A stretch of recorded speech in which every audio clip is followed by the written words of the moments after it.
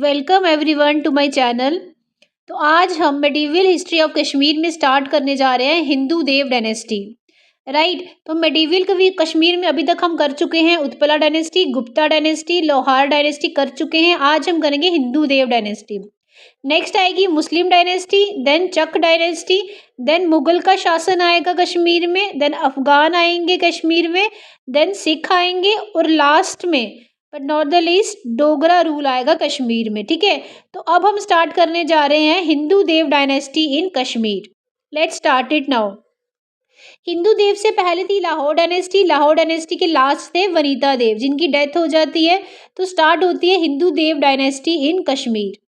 अब हम हिंदू देव डायनेस्टी में सबसे प्रोमिनेंट रूलर, ऐसे तो बहुत सारे रूलर्स आते हैं किसी भी डायनेस्टी में, पर हम वो पढ़ेंगे जो एग्जाम पॉइंट ऑफ व्यू से इम्पोर्टेंट है और जिसका शासन जो है प्रोमिनेंट रहा वहाँ पर। ठीक है, काफ़ी प्रभावशाली रहा, जिसका पढ़ने का हमें पॉइंट है एग्जाम पॉइंट ऑफ व्यू से।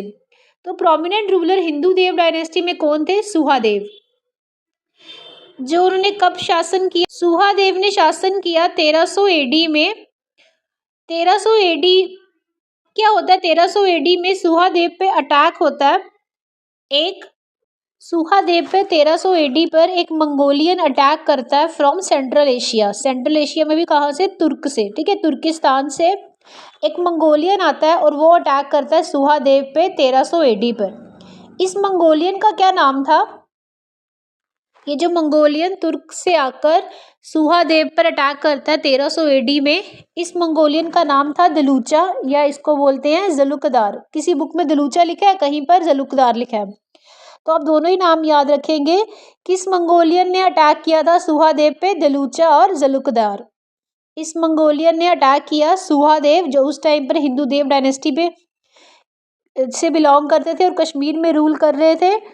तो सुहादेव पर किसने अटैक किया? इस मंगोलियन ने। इस मंगोलियन का नाम क्या था? दलूचा और जलुकदार। ठीक है, दोनों नाम आप याद रखोगे। अब जब अटैक हुआ तो इसका रिजल्ट क्या आया कि सुहादेव अपनी जान बचाकर किश्तवाड़ की तरफ भाग गया। ठीक है, तो अब वहाँ पे कौन रूल कर रहा है? दलूचा। एक मंगोलियन जो कि तुर्किस्तान से आया था, उसने सुहादेव पे अटैक किया 1300 पे। सुहादेव अपनी जान बचाकर भाग गया। कहाँ भाग गया? किश्तवाड़ भाग गया। अब क्या होगा? सुहादेव तो किश्तवाड़ भाग गया, तो अब रूल कौन कर रहा है कश्मीर पे? दलूचा। सुहादेव किश्तवाड़ भाग गया, रूल कर रहा है दलूचा। दलूचा काफ़ी क्रूअल रूलर था। उसने क्या किया? कश्मीर के सभी वुमेन, चिल्ड्रन, जितने भी वहाँ पर वीक सेक्शन से लोग बिलोंग करते थे, उन सबको अपना क्या बना दिया? दास बना दिया। ठीक है, स्लेव बना दिया। काफ़ी क्रूअल रूलर था वो।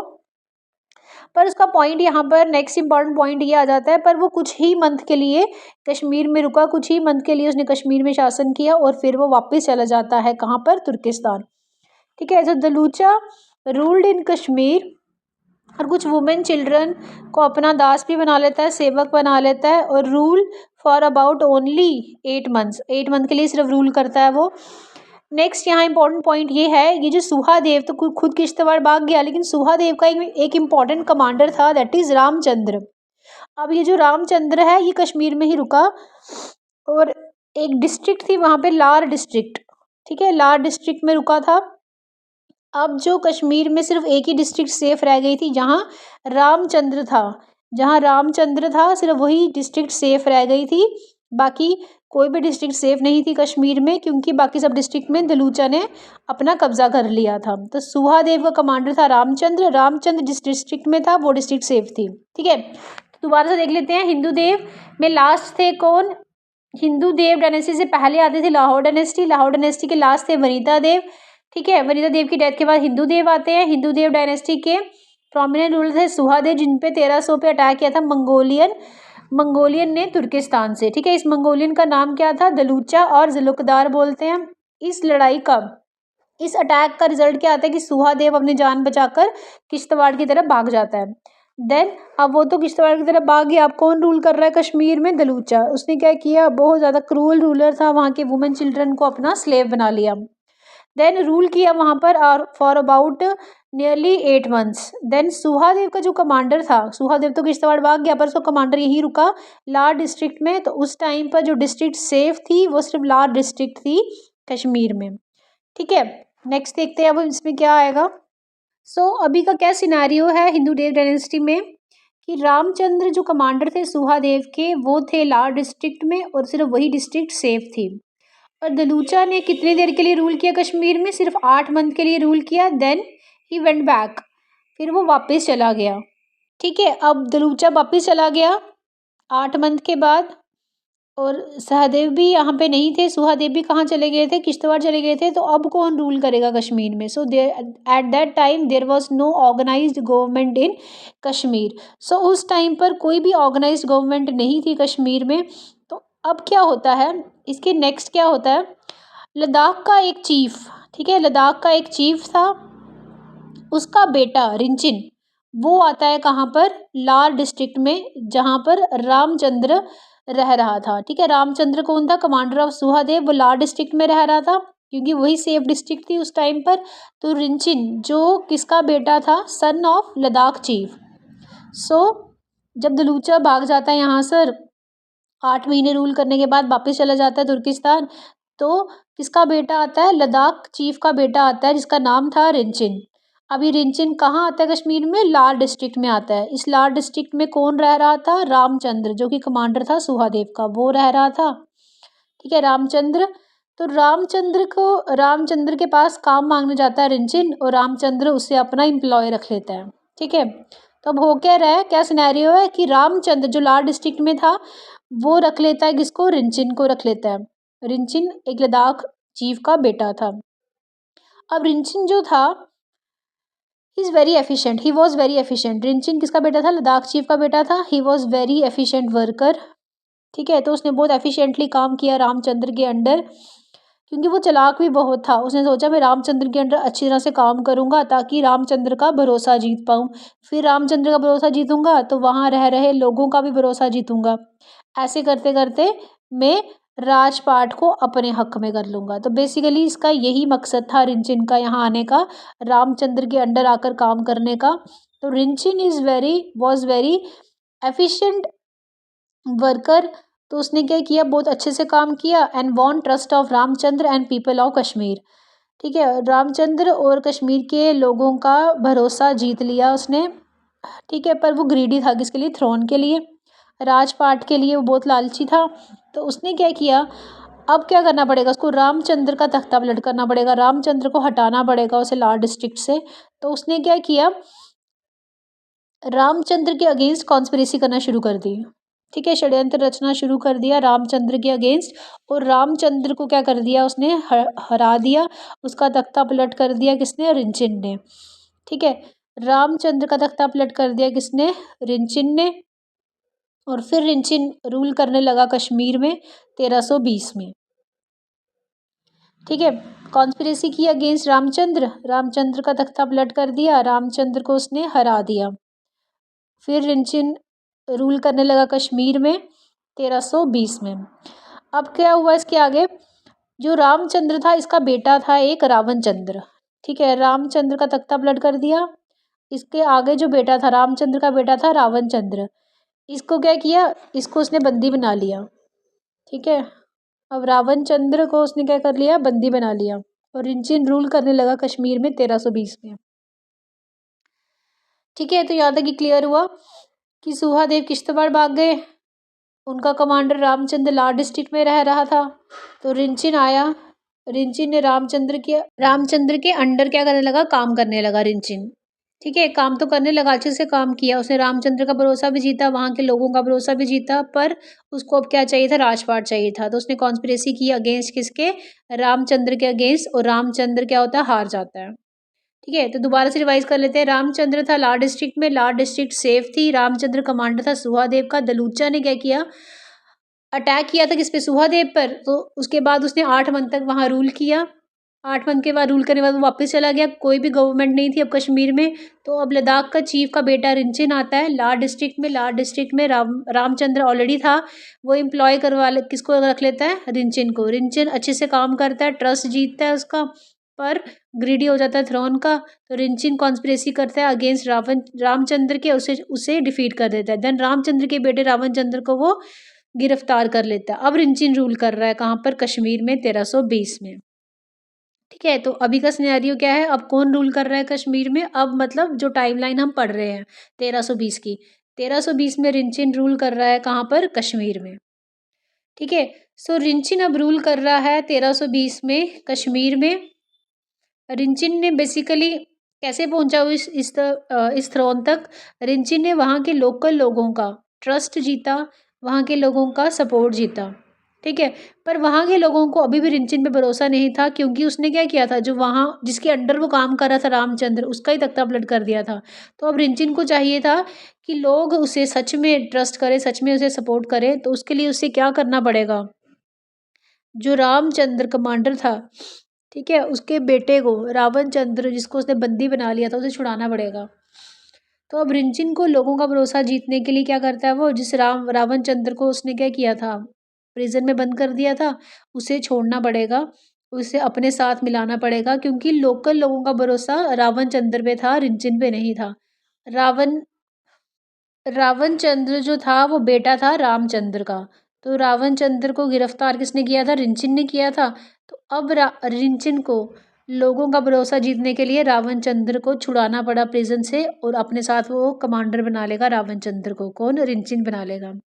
और क्या किया रिंचिन ने, कि रावण चंद्र की बेटी थी कोटा रानी, उससे शादी कर ली। ठीक है, तो अब क्या सिनेरियो है कि रिंचिन क्या करता है, रावण चंद्र को जेल से छुड़ा देता है, और रावण चंद्र की बहन कोटा रानी से शादी कर लेता है। ठीक है, तो रिंचिन मैरिड कोटा रानी। क्यों कर रहा है वो सब, क्योंकि वो लोकल लोगों का ट्रस्ट चाहता था, लोकल लोगों का सपोर्ट चाहता था, जो कि लोकल लोगों का सपोर्ट रावण चंद्र पे था, रिंचिन पे नहीं था। तो रावण चंद्र को उसने छुड़ा लिया, उसकी बहन से भी शादी कर ली। इस तरह से रिंचिन ने वहाँ के लोगों का क्या जीता, ट्रस्ट एंड सपोर्ट जीता। अब रिंचिन की शादी हो चुकी है किससे, कोटा रानी से। रिंचिन और कोटा रानी का बेटा था हैदर। ठीक है, ये जो रिंचिन है, ये उस टाइम पर जब वो रूल कर रहा था कश्मीर में, उस टाइम पर एक सूफी सेंट उन्हें मिलते हैं जिसका नाम था बुलबुल शाह और सैयद शरफुद्दीन। ठीक है, सैयद शरफुद्दीन या उन्हें कहा जाता था बुलबुल शाह, ये एक सूफी सेंट थे। ये मिलते हैं किससे, रिंचिन से मिलते हैं, और रिंचिन को इस्लाम की टीचिंग देते हैं। ठीक है, रिंचिन काफ़ी इम्प्रेस होता है इस सूफी सेंट से, इस इस्लाम की टीचिंग से काफ़ी इम्प्रेस होता है, और रिंचिन फाइनली इतना इम्प्रेस हो जाता है इस्लाम की टीचिंग से कि रिंचिन सोचता है कि मैं क्यों ना इस्लाम में ही कन्वर्ट हो जाऊं। ठीक है, तो रिंचिन एक ऐसा ऐसा बेटा था लद्दाखी चीफ का, जो फाइनली किस में कन्वर्ट हो जाता है, इस्लाम में कन्वर्ट हो जाता है, क्योंकि वो इतना इम्प्रेस हो जाता है इस्लाम की टीचिंग से जो उसे बुलबुल शाह ने दी थी। और रिंचिन अपना नाम भी बदल देता है, जैसे ही वो इस्लाम में कन्वर्ट होता है और अपना नाम बदल देता है, क्या नाम रखता है अपना वो, सदरुद्दीन। ठीक है, तो ये इंपॉर्टेंट क्वेश्चन है, एग्जाम पॉइंट ऑफ व्यू से पूछा जाता है कि रिंचिन ने अपना नाम बदल कर क्या रखा था, सदरुद्दीन, जब उसने इस्लाम में कन्वर्ट किया।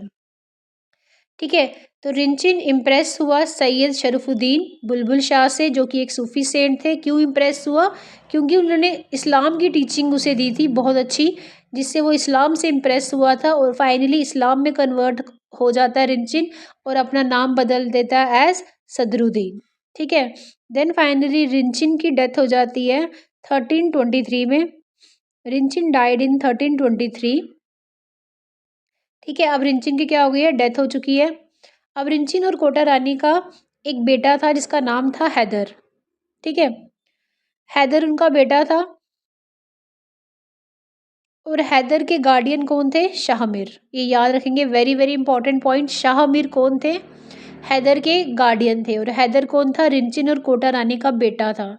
रिंचिन और कोटा रानी का बेटा था हैदर, हैदर के गार्डियन थे शाहमीर। ये शाहमीर का नाम आप याद रखेंगे, नेक्स्ट डायनेस्टी शाहमीर से शुरू होगी। ठीक है, शाहमीर एक्चुअली धोखा देते हैं उसके बाद कोटा रानी को। अब कोटा रानी की शादी रिंचिन से हुई थी, रिंचिन की डेथ हो गई। अब कोटा रानी से एक बेटा था हैदर। कोटा रानी दूसरी शादी करती है किसके साथ, उद्यान देव के साथ। उद्यान देव के साथ शादी करती है, और उद्यान देव को बना देते हैं किंग, कहाँ का, कश्मीर का किंग बना देते हैं। बट यहाँ प्रॉब्लम ये आती है कि उद्यान देव जो थे वो काफ़ी इनकॉम्पिटेंट किंग थे। ठीक है, इतने कॉम्पिटेंट किंग नहीं थे, इतने अच्छे किंग नहीं थे, उन्हें ज़्यादा ज़्यादा राजपाट की कोई लालच नहीं था, तो काफ़ी इनकॉम्पिटेंट किंग थे वो। तो उद्यान देव की भी डेथ हो जाती है by the time of 1338। Kota Rani ने शादी किससे की थी? उद्यान देव से। उद्यान देव एक कॉम्पिटेंट किंग नहीं रहे, ठीक है, ज़्यादा देर तक नहीं टिक पाए वो कश्मीर में, और उनकी डेथ हो जाती है 1338 में। अब कोटा रानी का उद्यान देव के साथ भी एक बेटा था। एक बेटा याद रखोगे आप कोटा रानी का कौन था? हैदर, जो कि रिंचिन के साथ था, और दूसरा बेटा कोटा रानी का था उद्यान देव के साथ। ठीक है, नेक्स्ट इसको कंटिन्यू करेंगे इस पॉइंट को हम, कि कोटा रानी के दो बेटे थे, एक हैदर था, ठीक है, जिसके फादर रिंचिन थे, और एक और उनका बेटा था जिसके फादर कौन थे? उद्यान देव। ठीक है, अब एक और पॉइंट यहाँ इंपॉर्टेंट है रिंचिन से लेकर। रिंचिन ने एक मस्जिद की फॉर्मेशन की थी जिसका नाम था बुड मस्जिद। पूछा जाता है कि बुड मस्जिद किसने बनाई थी? तो किसने बनाई थी? रिंचिन ने। ये याद रखेंगे, बहुत बार एग्जाम्स में ये क्वेश्चन रिपीट हुआ है। ठीक है, तो रिंचिन ने किस मस्जिद की फॉर्मेशन की थी? बुड मस्जिद। सो कोटा रानी, इसको आगे हम पॉइंट को पढ़ेंगे। अब कोटा रानी रिंचिन से शादी करती है, तो इनका पहला बेटा होता है हैदर, जिसके गार्डियन थे शाहमीर। देन रिंचिन की दूसरी शादी होती है उद्यान देव के साथ, और इनका दूसरा बेटा होता है किसके साथ? उद्यान देव के साथ, मतलब जिसके फादर कौन होते हैं? उद्यान देव। तो आगे अब इस पॉइंट को कंटिन्यू करते हैं। ठीक है, सो कोटा रानी के दो बेटे हैं, हैदर और उद्यान देव के साथ एक और बेटा है। हिंदू देव डायनेस्टी, रिंचिन रूल कर रहा है कश्मीर में 1320 में। रिंचिन को लोकल लोगों का ट्रस्ट जीतने के लिए रावण चंद्र को छुड़ाना पड़ा, और रावण चंद्र की बहन कोटा रानी से शादी करनी पड़ी। शादी की कोटा रानी से, कोटा रानी के साथ उनका बेटा हुआ हैदर। रिंचिन की डेथ हो जाती है, तो कोटा रानी दूसरी शादी कर लेती है, किसके साथ? उद्यान देव के साथ, और उनका उद्यान देव के साथ भी एक बेटा होता है। तो बेसिकली कोटा रानी के अब दो बेटे हैं, एक है हैदर जिसके फादर हैं रिंचिन, ठीक है, एक है हैदर जिनके फादर हैं रिंचिन, और दूसरा बेटा, ठीक है, कोटा रानी का दूसरा बेटा कौन सा है? जिसके फादर हैं उद्यान देव, जिसके फादर कौन है? उद्यान देव। अब ये जो हैदर है, इनके फादर की डेथ हो जाती है, तो गार्डियन किसे बनाया जाता है? शाहमीर को। और ये जो दूसरा बेटा है कोटा रानी का, जिनके फादर उद्यान देव है, उसका गार्डियन बनाया जाता है भट्ट को। ठीक है, उसका गार्डियन बनाया जाता है भट्ट को। सो कोटा रानी के ये जो दो बेटे हैं, हैदर और उद्यान देव के साथ जो उनका बेटा था, तो हैदर जिसके फादर रिंचिन थे, रिंचिन की डेथ हो गई है, तो गार्डियन बनाया जा रहा है किसको? शाहमीर को, शाहमीर बिक्शन को। ठीक है, शाहमीर बिक्शन। एंड सेकेंड सन जो उनके, जिसके फादर उद्यान देव थे, तो उद्यान देव की डेथ के बाद गार्डियन किसे बनाया जाता है? भट्टा को। ठीक है, भट्टा को बनाया जाता है गार्डियन। अब क्या करती है कोटा रानी? वो दोनों ही बेटे को इग्नोर कर देती है, अपने हैदर को भी इग्नोर करती है, और जो उद्यान देव के साथ बेटा था उसे भी इग्नोर करती है, क्योंकि वो बहुत क्रूअल रूलर थी। उसे बहुत ज़्यादा लालच था किसका? राजपाट का, कि उसको अपने बेटे भी नहीं दिख रहे थे। ठीक है, तो अपने दोनों बेटों को ही इग्नोर करती है। ठीक है, उन दोनों को ही नहीं बनाती है वो राजा। तो बेसिकली उसके बाद कोटा रानी को अब किससे थ्रेट होता है? खतरा होता है बेसिकली अब कोटा रानी को अपने राजपाट का, उसको खतरा होता है शाहमीर से, क्योंकि शाहमीर काफ़ी एम्बिशियस पर्सन थे। ठीक है, काफ़ी पावरफुल पर्सन थे। कौन? शाहमीर काफ़ी एम्बिशियस थे। तो थ्रेट होता है, किसको फील होता है? कोटा रानी को शाहमीर से। अब ताकतवर से ही थ्रेट फील होगा ना, कमज़ोर से थोड़ी थ्रेट फील होगा। तो कोटा रानी इतनी चालाक थी कि उसने क्या किया? शाहमीर को अपना पीएम नहीं बनाया, उसने बनाया भट्ट को। देखो, दो गार्डियन थे ना, शाहमीर और भट्ट। अब शाहमीर जो था काफ़ी पावरफुल था, ठीक है, एम्बिशियस था। कोटा रानी ने अपने दोनों बेटे को तो इग्नोर किया ही किया, उसने शाहमीर को भी इग्नोर किया। ठीक है, शाहमीर को भी उसने अपना पीएम नहीं बनाया, क्योंकि शाहमीर काफ़ी तेज़ था, काफ़ी एम्बिशियस था। तो कोटा रानी ने किसे चुना? भट्ट को चुना अपना पीएम। इसकी वजह से जैसे ही उसने भट्ट को अपना पीएम चुना, तो कोटा रानी से कौन नाराज़ हो गया? शाहमीर नाराज़ हो गया, काफ़ी गुस्से में आ गया कि मैं इसके बेटे का गार्डियन हूँ, मेरी ज़्यादा इसके साथ वो थी, तो इसने मुझे छोड़कर भट्ट को चुना। तो इसकी वजह से शाहमीर अब हो जाता है नाराज़, और क्या सोचता है? और अब शाह मीर करता है क्या, तख्ता पलट करने की तैयारी करता है अगेंस्ट कोटा रानी। ठीक है, तो कोटा रानी की अगेंस्ट क्या करता है, कॉन्स्पिरेसी करता है। तो कोटा रानी और भट्ट दोनों को ही तख्ता पलट करने की कोशिश कौन करता है, शाह मीर। दोनों का तख्ता पलट कर देता है। ठीक है, कैसे करता है, दोनों को हरा देता है। कोटा रानी को क्या कर देता है, प्रिजन में बंद कर देता है, कौन, शाह मीर। सो शाह मीर कोटा रानी को क्या कर देता है, इम्प्रिजन कर देता है। सो कोटा रानी के दो बेटे हैं, दोबारा रिवाइज करो। ठीक है, हैदर और दूसरा बेटा उद्यान देव के साथ है। हैदर के फादर थे रिंचिन। रिंचिन की डेथ के बाद गार्डियन बनाया गया शाह मीर को। सन जो दूसरा था उनका उद्यान देव के साथ, उनका गार्डियन बनाया गया भट्ट को। अब कोटा रानी दोनों ही बेटे को इग्नोर करती है, अपने हैदर और उद्यान देव के बेटे के साथ दोनों को इग्नोर करती है। ठीक है, और अब शाह मीर को उससे थ्रेट होता है। ठीक है, कोटा रानी को किससे थ्रेट है, शाह मीर से, क्योंकि शाह मीर जो है काफ़ी एम्बिशियस है, बट जो है वो इतना एम्बिशियस नहीं था। तो वो इतनी चालाक थी, बट को पीएम बना देती है। शाह मीर को आता है गुस्सा, तो वो क्या करता है, षड्यंत्र करता है अगेंस्ट कोटा रानी एंड भट्ट और तख्ता पलट कर देता है। और शाह मीर अब क्या करेगा, कोटा रानी को डाल देगा प्रिजन में। जब कोटा रानी प्रिजन में जाती है नहीं पाता, एट द एंड कोटा रानी क्या करती है, सुसाइड ही कर लेती है। यहाँ पे एक और पॉइंट इंपॉर्टेंट ये आ जाता है कि शाह मीर ने बेसिकली ऑफर किया था मैरिज प्रपोजल टू कोटा रानी, पर शाह मीर जानता था कोटा रानी किसी की भी सगी नहीं है। ठीक है, काफ़ी विकेड पर्सन है, काफ़ी क्रूअल रूलर है। तो फाइनली वो क्या करता है, कोटा रानी मान भी जाती है उसे शादी करने के लिए, क्योंकि उसे सिर्फ अपने मतलब के था कि मुझे मेरा राजपाट मिल जाए। पर शाह मीर क्या करता है, कोटा रानी को क्या करता है, प्रिजन में बंद कर देता है। उसके बाद क्या होता है, कोटा रानी सुसाइड कर लेती है। कोटा रानी सुसाइड कर लेती है, तो कोटा रानी सुसाइड कर लिया, इसका मतलब हिंदू देव डायनेस्टी ख़त्म हो जाती है और शाह मीर से शुरू हो जाएगी मुस्लिम डायनेस्टी। ठीक है, शाह मीर से बेसिकली अब स्टार्ट हो जाएगी क्या, मुस्लिम डायनेस्टी इन कश्मीर। सो कोटा रानी को शाह मीर ने प्रिजन में बंद किया। देन कोटा रानी को ये बर्दाश्त नहीं हुआ और उसने फाइनली सुसाइड कर लिया। देन कोटा रानी के साथ ही हिंदू देव डायनेस्टी ख़त्म हो जाती है एंड नेक्स्ट स्टार्ट होती है शाह मीर के साथ मुस्लिम डायनेस्टी इन कश्मीर। ठीक है, तो शाह मीर के साथ अब स्टार्ट हो जाएगी मुस्लिम डायनेस्टी इन कश्मीर। ठीक है, तो शाह मीर हम करते हैं डायनेस्टी करेंगे कंटिन्यू नेक्स्ट लेक्चर में। अगर आपके लिए ये हेल्पफुल है लेक्चर, तो kindly share and subscribe to my channel. Thanks for watching.